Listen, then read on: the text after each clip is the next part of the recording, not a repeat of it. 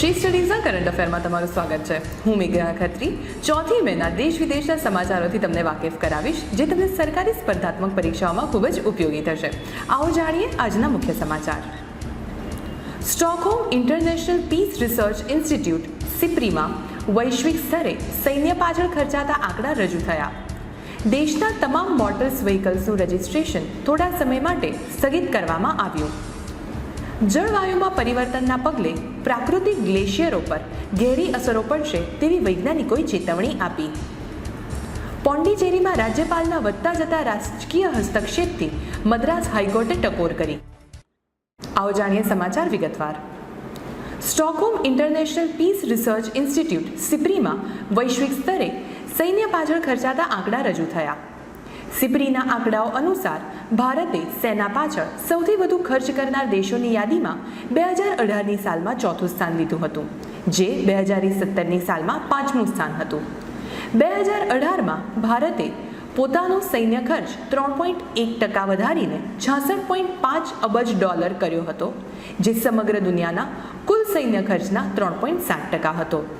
જો કે આ જ સમય દરમિયાન ભારતે નવા લડાકુ વિમાન, જેટ, હેલિકોપ્ટર, તોપખાના, યુદ્ધ જહાજ અને પાયદળના હથિયારોની ખરીદી કરી હોવાથી તેના ખર્ચમાં ભારે વધારો નોંધાયો છે।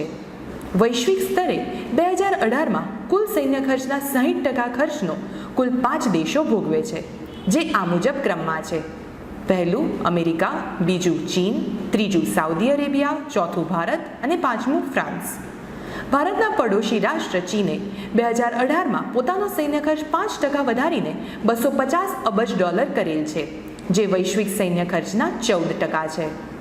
ભારતનું બીજું પડોશી રાષ્ટ્ર પાકિસ્તાન 2018માં $11.4 અબજ ખર્ચે આ યાદીમાં 20મા સ્થાને છે। Stockholm International Peace Research Institute સિપ્રીએ સંઘર્ષ નિવારણ, હથિયારોના નિયંત્રણ અને નિશસ્ત્રીકરણ માટે સમર્પિત એક સ્વતંત્ર આંતરરાષ્ટ્રીય સંસ્થા છે। સિપ્રીના સ્ટોકહોમમાં સ્થિત છે અને તેની સ્થાપના 1966માં કરવામાં આવી હતી। સિપ્રીના નીતિ નિર્માતાઓ અને સંશોધકો આંતરરાષ્ટ્રીય આંકડાઓના આધારે તેનું વિશ્લેષણ કરીને વિશ્વની શાંતિ અને નિશસ્ત્રીકરણ તરફ વાળવાની અપીલ કરે છે। દેશના તમામ મોટર્સ વ્હીકલ્સનું રજિસ્ટ્રેશન થોડા સમય માટે સ્થગિત કરવામાં આવ્યું। હાઈ સિક્યોરિટી રજિસ્ટ્રેશન પ્લેટ HSRPને ઓનલાઈન વેબ એપ્લિકેશન વાહનના પગલે 1 મે મોટર વાહનોના રજિસ્ટ્રેશન પર હંગામી ધોરણે રોક લગાવવામાં આવી છે। વાહન વેબ એપ્લિકેશને વાહનોના રજિસ્ટ્રેશનમાં ફેરફાર, માલિકીના બદલાવ, સરનામામાં બદલાવ, રાષ્ટ્રીય આંતરરાષ્ટ્રીય પરમિટમાં બદલાવ વગેરેનો ડેટાબેઝ સાચવતી એક ઓનલાઈન પ્રણાલી છે। 1 એપ્રિલથી તમામ પ્રકારના મોટર વાહનોમાં HSRP નંબર પ્લેટ, ઇનબિલ્ટ સુરક્ષા સુવિધાઓ સહિત બાહ્ય નુકસાન રોધક એવી નંબર પ્લેટ ફિટ કરવાની યોજના હતી। મિનિસ્ટ્રી ઓફ ટ્રાન્સપોર્ટ દ્વારા આ કાર્ય ઓટોમોબાઈલ નિર્માતાઓને સોંપવામાં આવ્યું હતું। નિર્માતાઓ અને ડીલર્સની વધતી ઢીલાશના પગલે મિનિસ્ટ્રી ઓફ ટ્રાન્સપોર્ટે એ વાહનોની માહિતીને સર્વપ્રથમ વાહન એપ્લિકેશનમાં મૂકવાનું ફરજિયાત બનાવ્યું હતું। દેશમાં મધ્યપ્રદેશ, આંધ્રપ્રદેશ અને તેલંગાણામાં આ પ્રતિબંધથી મોકૂફ છે, કારણ કે આ રાજ્યોમાં વાહન એપ્લિકેશનના બદલે અન્ય સોફ્ટવેરનો ઉપયોગ થાય છે। HSRP એલ્યુમિનિયમની બનેલ વિશિષ્ટ પ્લેટ હશે, જેના પર વાહન નંબર ઉપરાંત સેટ અંકનો યુનિક લેસર કોડ અને એન્જિન અને ચેઝિસના નંબર લખાયેલા હશે અને ભૂરા રંગથી IND અક્ષરો લખાયેલ હશે। સામાન્ય નંબર પ્લેટ સાથે છેડછાડ કરીને ખોટા નંબર છાપવા, નંબર ભૂસી નાખવા જેવી ઘટનાઓ અવારનવાર કાર તસ્કરો દ્વારા અપનાવવામાં આવે છે। કેટલાક લોકો પોતાની કારની નંબરના પ્લેટના ફોન્ટ્સ અને તેમનું કદ અટપટું રાખે છે, જેથી પોલીસને તે નોંધવામાં મુશ્કેલીનો સામનો કરવો પડતો હોય છે। આ તમામ સંજોગોમાં HSRPના પ્લેટ્સ સુરક્ષા ઉદ્દેશ્યને સુમેળભરી રીતે પૂરા કરશે। જળવાયુમાં પરિવર્તનના પગલે પ્રાકૃતિક ગ્લેશિયરો પર ઘેરી અસરો પડશે તેવી વૈજ્ઞાનિકોએ ચેતવણી આપી। ધ જર્નલ અર્થ ફ્યુચરમાં પ્રકાશિત એક શોધ અનુસાર જો વૈશ્વિક તાપમાનમાં આ દરે વધારો ચાલુ રહેશે તો 2100ની સાલમાં વિશ્વના અડધો પ્રાકૃતિક ગ્લેશિયર પીગળી જશે। International Union for Conservation of Nature દ્વારા હેરિટેજ ગ્લેશિયર પર કરાયેલ આ પહેલી શોધ માનવામાં આવે છે। આ ઉપરાંત સ્વિટ્ઝરલેન્ડ અને ગ્રીનલેન્ડના પ્રસિદ્ધ ગ્લેશિયરોને પણ જોખમના વિભાગમાં મૂકવામાં આવ્યા છે.